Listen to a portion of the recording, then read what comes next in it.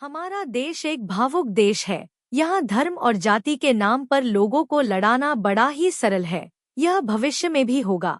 देश के महान समाज सुधारक महात्मा ज्योतिबा फुले की फिल्म फुले में की गई यह भविष्यवाणी आज के दौर में और भी ज्यादा प्रासंगिक हो जाती है, जब धरती का स्वर्ग कहे जाने वाले कश्मीर में धर्म के नाम पर कई परिवार उजाड़ दिए जाते हैं।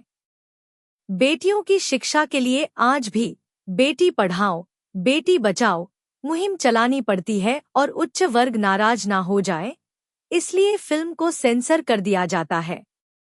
ज्योतिबा कहते हैं, बस क्रांति की यह ज्योति जलाए रखना, वह क्रांति जिसका बिगुल उन्होंने 18वीं सदी में फूंका था। फिल्म फुले ज्योतिबा के जीवन और विचारों को समर्पित वही क्रांति गीत है जिसे मेनस्ट्रीम सिनेमा में लाने के लिए मेकर्स की तारीफ बनती है। फुले की कहानी साल 1848 से 1897 तक के कालखंड में फैली यह फिल्म ज्योतिराव फुले, प्रतीक गांधी और उनकी हमसफर सावित्री बाई, पत्रलेखा को श्रद्धांजलि है। फिल्म दिखाती है कि कैसे फूलों की खेती करने वाले एक शूद्र परिवार में जन्मे ज्योतिबा फुले ने अपनी संगिनी सावित्री के साथ मिलकर समाज के वर्ण व्यवस्था की चूलें हिला दी थी। जहां 13 साल की उम्र में लड़कियों को ब्याह कर दूसरे घर भेजने का रिवाज था, इस दंपति ने बेटियों को पढ़ाने का बीड़ा उठाया।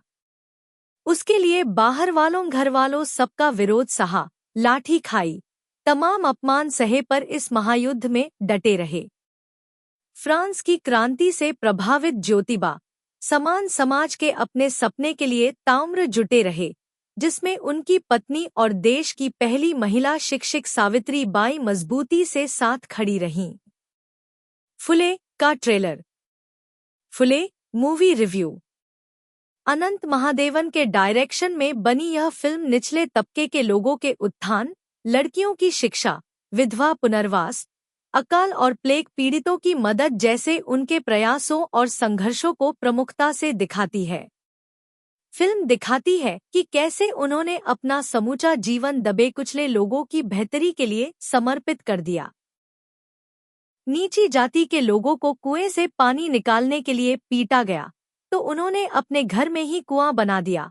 जान देने को विवश एक विधवा के बच्चे को अपनाकर अपना नाम दिया। एक ऐसे सत्यशोधक समाज की नींव रखी जहां सब बराबर हों। यही वजह है कि उनकी इस मुहिम में उनके दोस्त उस्मान शेख और उनकी बहन फातिमा भी बराबर साथी रहीं। कुछ अगड़ी जाति के कुछ लोग भी सामाजिक समरसता का संदेश देते हुए साथ जुड़े रहे।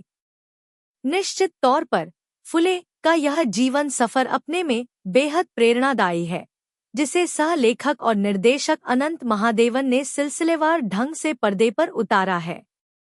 फुले के बहाने वह कभी सामाजिक समरसता की पैरवी करते हैं तो कभी पितृसत्तात्मक सोच पर चोट करते हैं, मगर वैसी धार नहीं पैदा कर पाते हैं जो दर्शकों को झकझोर सके। यह फीचर फिल्म से अधिक डॉक्यूमेंट्री ड्रामा स्टाइल में आगे बढ़ती है, साथ ही कई बार उपदेशात्मक भी लगती है। बात एक्टिंग की करें तो प्रतीक गांधी और पत्रलेखा ने पूरी शिद्दत से ज्योतिबा और सावित्री के किरदारों को जिया है। पत्रलेखा को पहली बार पर्दे पर इतना मजबूत रोल मिला है जिसमें उन्होंने जान डाल दी है, मगर उनकी डायलॉग डिलीवरी कहीं कहीं खटकती है।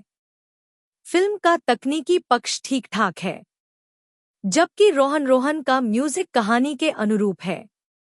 कुल मिलाकर ज्योतिबा फुले और सावित्री बाई को श्रद्धांजलि रूपी इस फिल्म को एक बार देखा जाना तो बनता है।